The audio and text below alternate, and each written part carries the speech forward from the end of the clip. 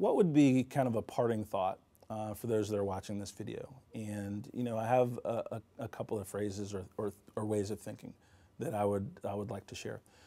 Number one is your commitment defines you.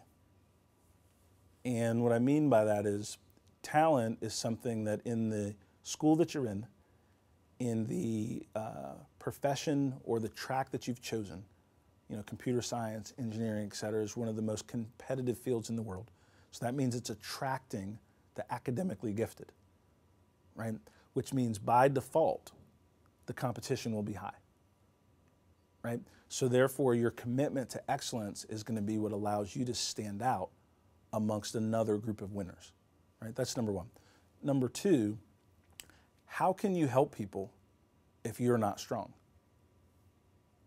And so a lot of times when I look and I'm mentoring leaders, I say, well, why do you want to be successful?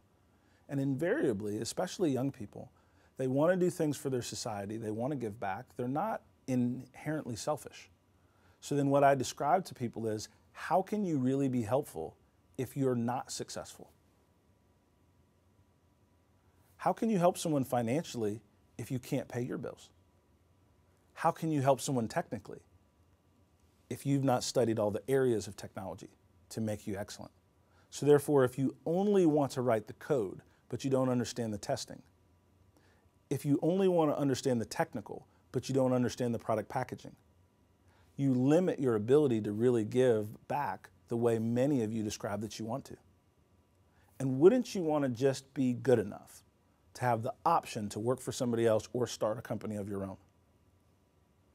Wouldn't you want to be good enough that the choices for what you do rest with what you believe and not limited by only what someone else believes you can do? And in my mind, performance is what gives you choices.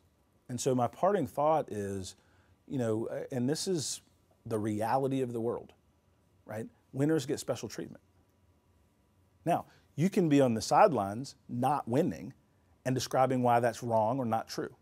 A couple things. Number one, it's still true. Number two, it's way more fun being a high performer and having many of the career choices, the company choices, or being an entrepreneur in your own hands.